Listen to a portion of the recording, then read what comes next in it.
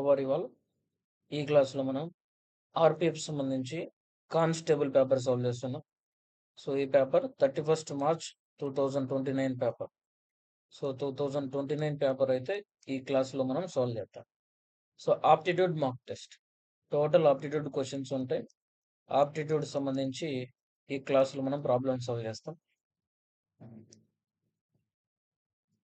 First question solve చేద్దాం చూడండి. A machine was sold at 10% profit. If it is sold for 80 rupees less, there would have been loss of 10%. What is the cost price of the mission? So cost price of the mission. So మీరు గనక నా దగ్గర నుంచి classes వినింటే లేదా మన channel నుంచి మీరు class వినింటే ఇప్పుడు చెప్పే ఈ పాయింట్ చాలా ఈజీగా అర్థమవుతుంది. ఎప్పుడైనా సరే మనం ఏం చెప్తామంటే కాస్ట్ ప్రైస్ అనేది 100% తీసుకుంటాం. సో ఎప్పుడైనా సరే ఈ ప్రాఫిట్ అండ్ లాస్ చాప్టర్‌లో కాస్ట్ ప్రైస్ అంటే 100%కి ఈక్వల్ అవుతుంది. కాస్ట్ ప్రైస్ అంటే 100%. కాస్ట్ ప్రైస్ ఈజ్ ఈక్వల్ 100% అని తీసుకుంటాం. ఓకే. క్వెషన్‌లో ఇక్కడ ఏం ప్రొవైడ్ చేశారో చూడండి. A machine was sold at 10% profit. అంటే 10% ప్రాఫిట్ చేసాడంటే అతను ఎంతకి సేల్ చేసాడని అర్థం. సెల్లింగ్ ప్రైస్ వచ్చేసరికి 110 రూపీస్ సేల్ చేసినట్టు. 110 రూపీస్ సేల్ చేస్తేనే మన కాస్ట్ ప్రైస్ 100 ఉంది. 110 రూపీస్ సేల్ చేస్తే అప్పుడు 10% ప్రాఫిట్ అని అర్థం. Okay. If it is sold for 80 rupees less. ఒకవేళ 80 రూపీస్ తక్కువగా అమ్మింటే there would have been loss of 10%. ఒకవేళ 80 రూపీస్ తక్కువ అమ్మింటే అప్పుడు అతనికి 10% లాస్ వచ్చేది. ఒరిజినల్ 100 రూపీస్ ఉంది. 10% లాస్ అంటే అర్థం ఏంటి? 90 రూపీస్ అతను సేల్ చేశాడని అర్థం. 90 రూపీస్ సేల్ చేశాడని అర్థం. ఇప్పుడు క్వెషన్‌లో ఏమంటుందంటే what is the cost price of the mission? ఒరిజినల్‌గా ఈ 100% అంటున్నాం కదా! ఈ 100% యొక్క వాల్యూ ఎంత అని క్వెషన్‌లో అడుగుతున్నారు. అది మనకిచ్చిన క్వెషన్. సింపుల్‌గా చెప్పాలంటే ఏదైనా ఒక ప్రొడక్ట్ ఉందంటే, ఫస్ట్ ఏంటంటే మన క్లాస్‌లో లేదా మన ఛానెల్‌లో ముందు మీకు చెప్పేది కాన్సెప్ట్. క్వెషన్‌లో ఏమడిగాడు మనం ఏం జెప్పాలి? క్వెషన్‌లో ఏమడిగారు మనం ఏం చేయాలి? అనేది మెయిన్ ఇంపార్టెంట్. ఒక ప్రొడక్ట్ ఉంది ఇక్కడ. ఆ ప్రొడక్ట్ కాస్ట్ ప్రైస్ 100% అనుకుంటే, ఫస్ట్ సేల్ చేసినప్పుడు 10% ప్రాఫిట్ అన్నాడు. అంటే సేల్ చేసింది 110 రూపీస్‌కని. సో, నెక్స్ట్ సేల్ చేసినప్పుడు ఒకవేళ అదే కాస్ట్ ప్రైస్‌ని 10% లాస్ అమ్మింటే ఒక 10% లాస్ కమ్మింటే టోటల్ అతనికి ఎంత కమ్మినట్టు 90% కమ్మినట్టు. సో, అది ఇక్కడ ఇచ్చిన క్వెషన్. ఇప్పుడు మనం ఏం కనుక్కోవాలంటే 90 నుంచి 110 డిఫరెన్స్ ఎంత? సో, 20% డిఫరెన్స్ ఉంది. సో, ఈ 20% డిఫరెన్స్ అంటే అర్థం అంటే ప్రీవియస్‌గా ఫస్ట్ 110కి అయితే మనోడు సేల్ చేసాడు. ఆ తర్వాత 90 రూపీస్ సేల్ చేసాడు. కాబట్టి ఇక్కడి నుంచి మనకొచ్చినది ఏంటంటే లాస్. ఆ లాస్ ఎంతంటే 20%. కానీ క్వెషన్‌లో ఎంత అంటుందంటే 20% లెస్ చేయలేదు ఇక్కడ. 20% కాదు లెస్ చేసింది 80 రూపీస్ లెస్ చేశారని క్వెషన్‌లో అంటుంది. సరే 80 రూపీస్ క్వెషన్‌లో ఇచ్చిన వాల్యూ బై మనం గనుక్కోగా వచ్చిన 20 వాల్యూ బై 20కి ఈక్వల్ అవుతుంది. ఇంటూ మనం గనుక్కోవాల్సిన ఫైనల్ వాల్యూ ఏంటి? Find the cost price of the machine అన్నాడు. అది 100%. కాబట్టి ఇంటూ 100 చేస్తే చూడండి 20 వన్స్ ఆర్ 20 ఫోర్స్. 4 ఇంటూ 100 ఏమవుతుంది? 400 అవుతుంది. కాబట్టి 400 is our answer. So, what is the cost price of the machine అంటే 400. గమనించండి మీకు చెప్పడం ద్వారా టైం ఎంత పట్టిందనమాట. సో, ఎక్స్‌ప్లనేషన్ లేకుండా సాల్వ్ చేస్తే ఎంత ఈజీగా సాల్వ్ చేయొచ్చో చూడండి. సో, కాస్ట్ ప్రైస్ 100 అన్నాం. 10% ప్రాఫిట్ అంటే 110 రూపీస్ సేల్ చేసినట్టు. 10% లెస్ అంటే 90 రూపీస్ సేల్ చేసినట్లు. సో, ఈ 110 నుంచి 90కి ఎంత డిఫరెన్స్ అండి? 20 డిఫరెన్స్. అంటే 20 రూపీస్ లెస్ అయింది. 110 నుంచి 90కి రావడానికి 10 రూపీస్ లెస్. సో, అదే 20 క్వెషన్‌లో ఇచ్చింది 80 రూపీస్ లెస్ అయింది. కాబట్టి 80/20 ఇంటూ అక్కడిచ్చిన 100 అనేది మెయిన్ కాస్ట్ ప్రైస్ కాబట్టి ఇంటూ 100 చేస్తే 24 టైమ్స్ క్యాన్సిల్ అవుతుంది. 4 ఇంటూ 100 400 అవుతుంది. So, 400 is the answer. Okay. Next problem solve చేద్దాం చూడండి. చూడండి ఈ ఆర్‌పిఎఫ్ పేపర్‌లో 2019 ఆర్‌పిఎఫ్ పేపర్‌లో ఇచ్చిన ప్రతి క్వెషన్ కూడా వెరీ ఈజీ ప్రాబ్లమ్స్ అండి. సో, మన ఛానెల్‌లో ఎస్ఎస్‌సి, జీడీ సంబంధించి ప్రాబ్లమ్స్ సాల్వ్ చేస్తుంటాం. సో, ఎస్ఎస్‌సి, జీడీ సంబంధించి యెస్టర్‌డే కూడా ఆప్టిట్యూడ్ మాక్ టెస్ట్ అయితే అప్‌లోడ్ చేయడం జరిగింది. ఒకవేళ మీరు జీడీకి కూడా ప్రిపేర్ అవుతూ ఉన్నట్లయితే ఒకసారి ఆ క్లాస్ వినండి. లేదా మీ ఫ్రెండ్స్‌కైతే షేర్ చేయండి ఫ్రెండ్స్. ఓకేనా? ఎస్ఎస్‌సి, జీడీ సంబంధించి ఆప్టిట్యూడ్ మాక్ టెస్ట్‌లున్నాయి. అలాగే రీజనింగ్ మాక్ టెస్ట్‌లుంటాయి. ఒకసారి మీరు మన ఛానెల్ రీచెక్ చేయండి మొత్తం. ఒకసారి ఛానెల్ అంతా చెక్ చేస్తే ఛానెల్‌లో అసలు ఏ కంటెంట్ చిక్కుతుందనేది మీకు అర్థమవుద్ది. ఈ కంటెంట్ మీకు నచ్చినట్లయితే మీ ఫ్రెండ్స్ అందరికి కూడా ఒకసారి షేర్ చేయండి. ఓకే. First question. ఇక నెక్స్ట్ క్వెషన్ సాల్వ్ చేద్దాం చూడండి. If 90% of the students were present in the school and 18 students were absent, then find the total number of students in the school. So, టోటల్‌గా ఎప్పుడైనా సరే total number ఎంతుంటదండి? Total number. Total ఎప్పుడైనా 100% ఉంటది. అంటే total అంతమంది ఒక స్కూల్‌లో ఉన్నారని అర్థం. సో, 100% వాల్యూ ఏంటో మనం కనుక్కోవాలి. 100% అంటే సరిపోదు. కానీ దాని వాల్యూ ఎంతనో చెప్పాలి. అంటే 20 మెంబర్సా, 30 మెంబర్సా, 40 మెంబర్సా అని. అదే మనం కనుక్కోవాల్సింది. కాబట్టి అది 100%కి ఈక్వల్ అవుతుంది ఎప్పుడైనా టోటల్ అనేది. కాబట్టి 100 రాసాం. సరే టోటల్ 100% ఉంటే అందులో నుంచి 95% ఎవరంటే ప్రెజెంట్ అయిన స్టూడెంట్స్. 95% వేర్ ప్రెజెంట్ స్టూడెంట్స్ అన్నాడు. అంటే 5% ఎవరైతే ఉన్నారో వాళ్ళు అబ్సెంట్ స్టూడెంట్స్. కానీ అబ్సెంట్ 5% కాదు. క్వెషన్‌లో ఇచ్చాడు 18 స్టూడెంట్స్ అబ్సెంట్ అని. సో, క్వెషన్‌లో ఇచ్చిన 18 స్టూడెంట్స్, ఆ 18 స్టూడెంట్స్ పర్సెంటేజ్‌లో 5%కి ఈక్వల్. కాబట్టి బేస్‌లో 5 ఇంటూ ఫైండింగ్ వాల్యూ. మనకెవరి వాల్యూ కావాలి? Find the total number of students అన్నాడు. టోటల్ నంబర్ ఆఫ్ స్టూడెంట్స్ అంటే పర్సెంటేజ్ వాల్యూ ఎంత? 100% కావాలి. కాబట్టి ఇంటూ 100 చేస్తాం. సో, 5తో క్యాన్సిల్ చేస్తే 5 20 టైమ్స్ క్యాన్సిల్ అవుతుంది. So, 18 into 20. So, 18 2 360 total students అయితే ఆ స్కూల్‌లో ఉన్నారని అర్థం. ఓకేనా? ఓకే. మీరు గాని చూడగానే సాల్వ్ చేయొచ్చు. ఒకవేళ మీరు ప్రాక్టీస్ గాని చేసుంటే, ఈ ప్రాబ్లమ్ చూడగానే చెప్పొచ్చు. 95% ప్రెజెంట్ అన్నాడు. సో, అబ్సెంట్ వచ్చేసరికి 18 మెంబర్స్ అన్నాడు. అంటే మిగిలిపోయింది ఇక్కడ 5 మెంబర్స్. వాళ్ళు అబ్సెంట్ అన్నాడు. 5 వాల్యూ 18 ఇచ్చాడు. సో, 18/5 రాస్తాం. ఇంటూ మనకు కావాల్సింది టోటల్ నంబర్ కాబట్టి టోటల్ ఎప్పటికైనా 100 అవుతుంది. అందుకే ఇంటూ 100 చేస్తాం. క్యాన్సిల్ చేస్తావు 18 2 360. అలాగా ఫాస్ట్‌గా సాల్వ్ చేస్తాం. ఓకేనా? నెక్స్ట్ ప్రాబ్లమ్ సాల్వ్ చేద్దాం చూడండి.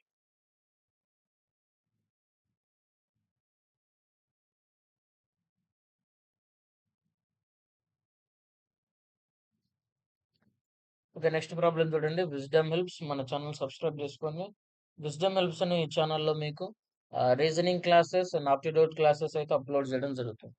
అలాగే విజ్డమ్ హెల్ప్స్ అనే టెలిగ్రామ్ ఛానల్ కూడా ఉంటుంది. ఆ టెలిగ్రామ్ ఛానల్‌లో కూడా ఒకసారి జాయిన్ అవ్వండి. ఓకేనా? Okay. A train is 280 metres long is running with a speed of 63 kilometre per hour. In how many seconds will it pass a tree? ఒక ట్రీని ఎన్ని సెకండ్స్‌లో పాస్ అవుతుందో చెప్పాలి. సో, హౌ మెనీ సెకండ్స్ అన్నాడు అంటే టైం కనుక్కోవాలి.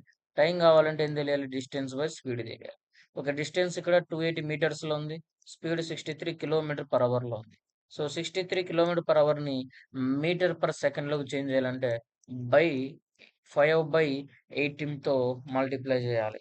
5/18తో మల్టిప్లై చేయాలి. సరే. ఇక్కడ మనం క్యాన్సిల్ చేద్దాం చూడండి. 9 2 18, 9 7 63. ఓకే. 7 5 35/2. ఇది స్పీడ్ అన్నమాట. స్పీడ్ వచ్చేసరికి మనకి 35/2.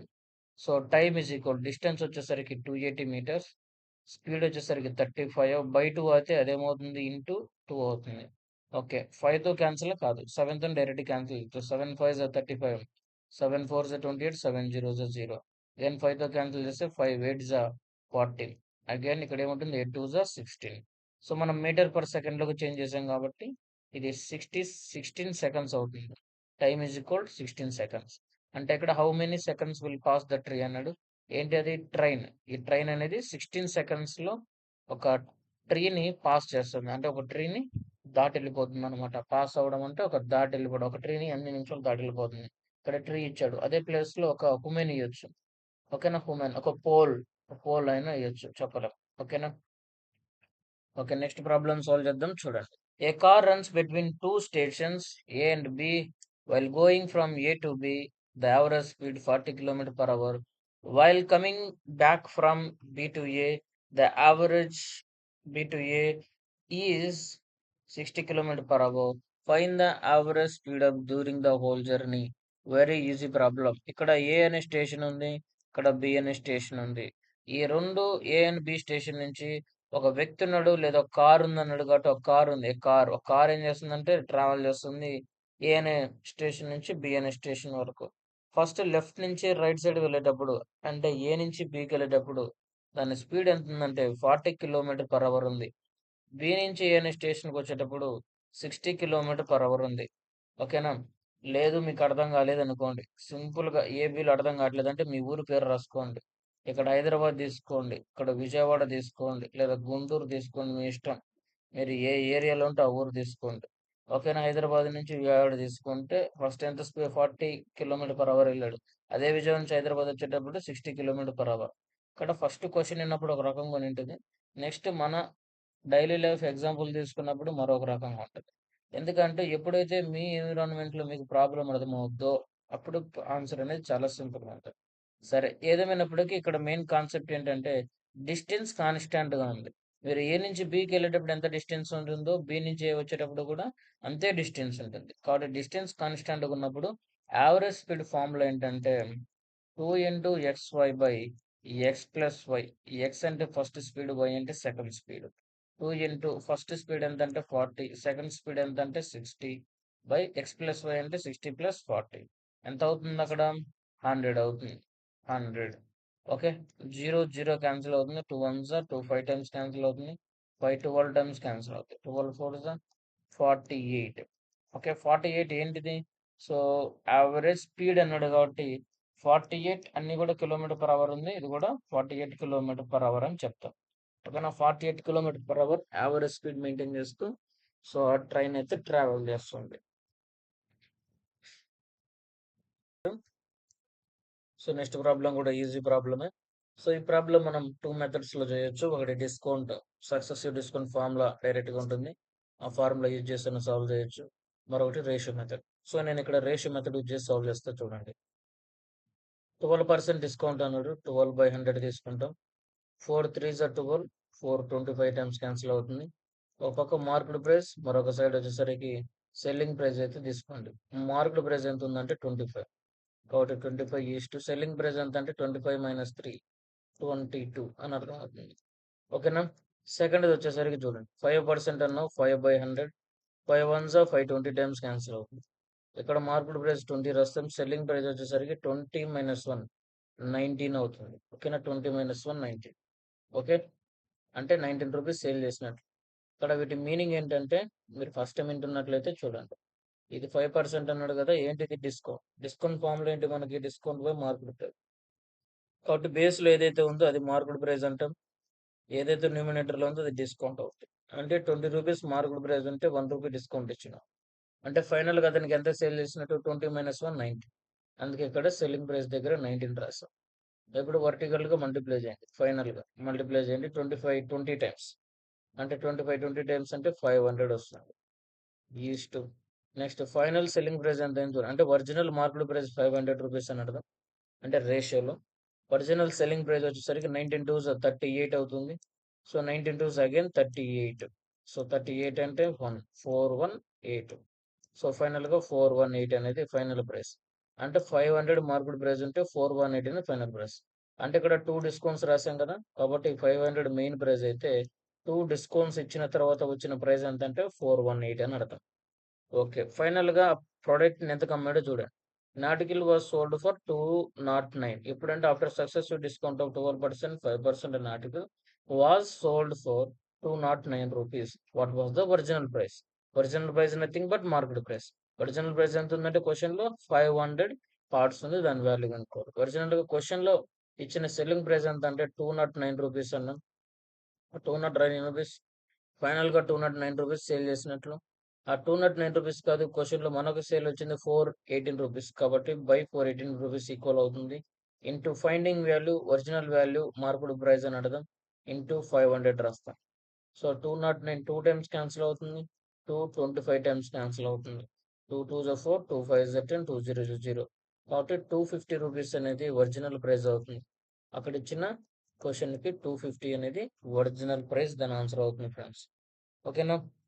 ఇక నెక్స్ట్ ప్రాబ్లమ్ సాల్వ్ చేద్దాం చూడండి. చూడండి ఎలా ఎంత ఈజీ అంటే అంత ఈజీ అండి. సో ఇది H1 అని రాసుకోండి, హోంవర్క్ 1. సో ఈ H1 అని రాసి దీనికి సంబంధించిన ఆన్సర్ ఇవ్వండి. ఓకేనా. మీరు సాల్వ్ చేయండి ఈ ప్రాబ్లం. కాకపోతే H1 అని రాసి దాని తర్వాత ఆన్సర్ రాయండి. H1 రాయడం వల్ల అది ఈ ప్రాబ్లం సంబంధించిన ఆన్సర్ అని అర్థమవుతుంది. అందుకే H1 అని రాయమంటారు.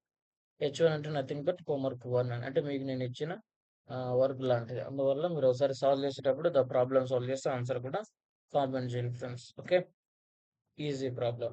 The ratio between female workers and male workers is a factor 2:7.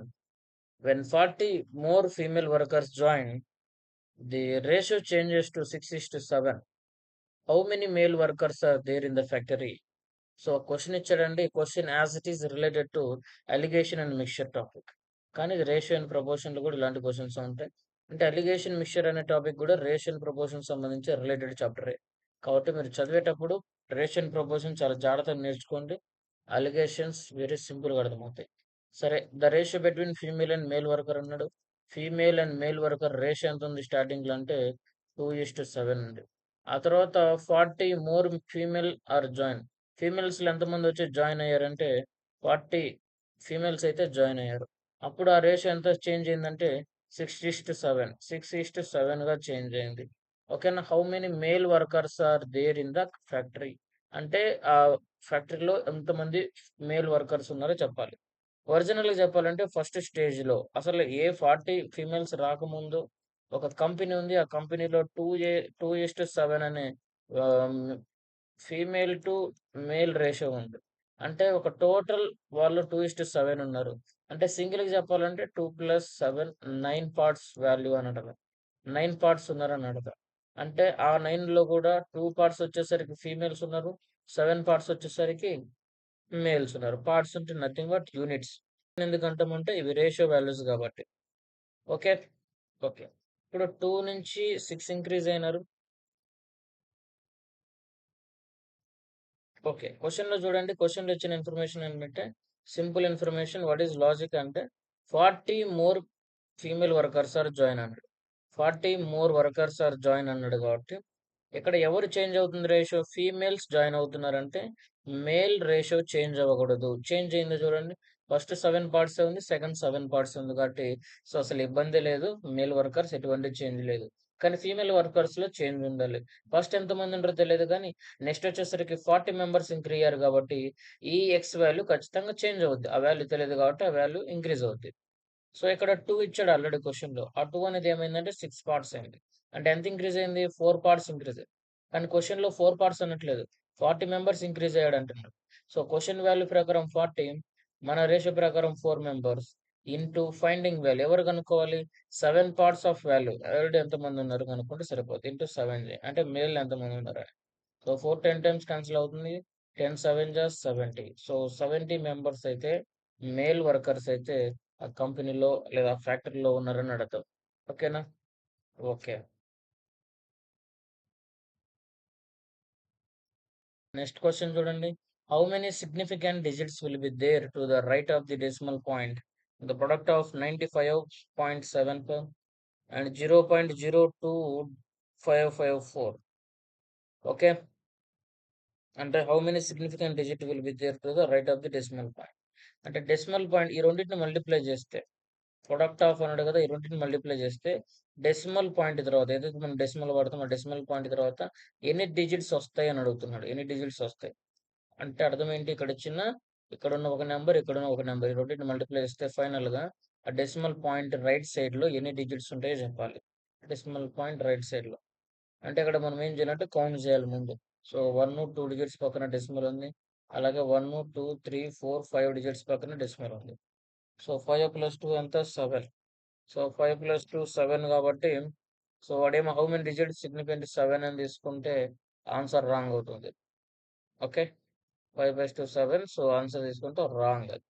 ఎందుకంటే ఇక్కడ 0 ఏదైతే ఉందో అది కౌంట్ రాదు. అంటే కౌంట్ రాదంటే నథింగ్ బట్ అది జనరల్‌గా మనం షార్ట్‌కట్‌లో చేసేటప్పుడు ఆ 0ని కౌంట్ చేయకూడదు. లేదా రెండిటిని మల్టిప్లై చేసుకోవాలి. అంతేగాని అలా 0 కౌంట్ చేసుకుంటే ఆన్సర్ రాంగ్ వస్తది. కాబట్టి కరెక్ట్‌గా చేసుకోవాలి. అంటే ఇక్కడేంటి 4 డిజిట్స్ ఉన్నాయి. ఇక్కడ 2 డిజిట్స్ ఉన్నాయి. 0 పాయింట్ తర్వాత 0కి అవసరం లేదు. అంటే టోటల్ 6 ఉన్నాయి. కాబట్టి 6 డిజిట్స్ ఉంటాయి. డెసిమల్ పాయింట్ రిపీట్ అయిన తర్వాత 6 డిజిట్స్ అయితే అక్కడ రిపీట్ అవ్వడం జరుగుతుంది. When we multiply these 2 numbers. Okay. Next problem solve చేద్దాం చూడండి. So, find the odd one. So, reasoning point of view నుంచి ఒక ఈజీ క్వెషన్ అయితే ఇక్కడ అడగడం జరిగింది. రీజనింగ్‌లో నుంచి ఈజీ క్వెషన్. చూడండి ఫైండ్ ద ఆడ్ వన్ అన్నాడు. సో, ఆడ్ వన్ ఏంటో మీరు కనుక్కోండి చూద్దాం. కానీ ఆడ్ వన్ అంటే ఇది H2 తీసుకోండి హోంవర్క్ ప్రాబ్లమ్. ఇది మీరు సాల్వ్ చేయండి చూద్దాం. Odd one find the odd one అన్నాడు.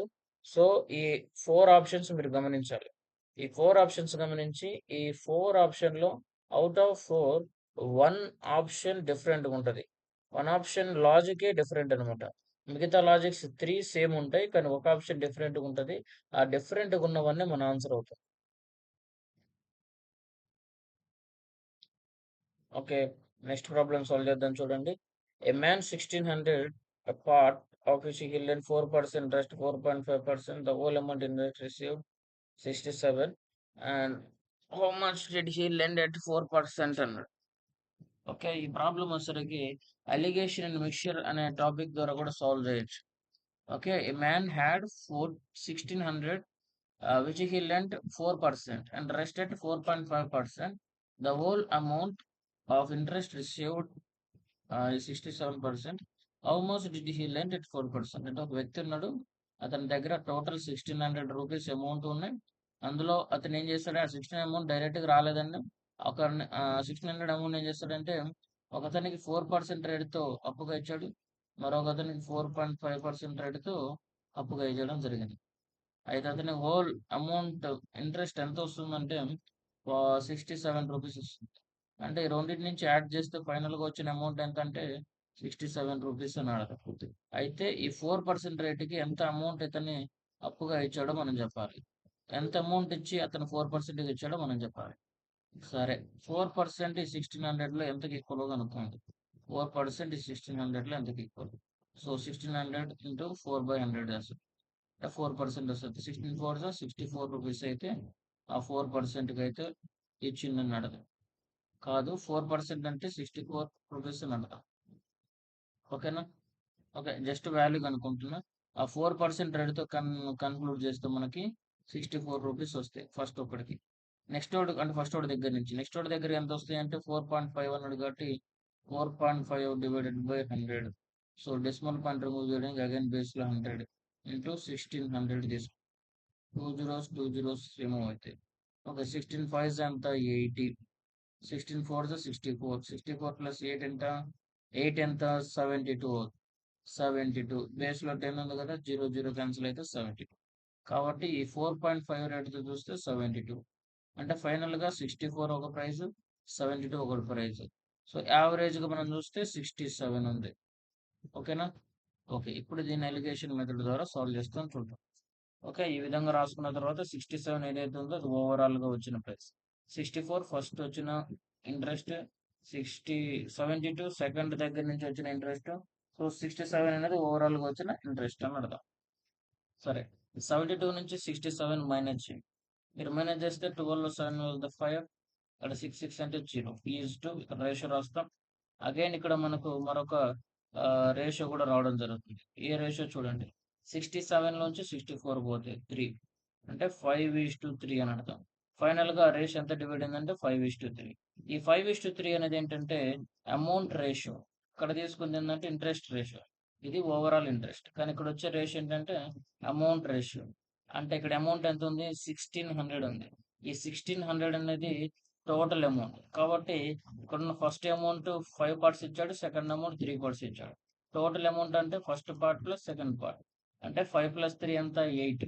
కాబట్టి 1600 8 పార్ట్కి ఈక్వల్ ఇంటూ.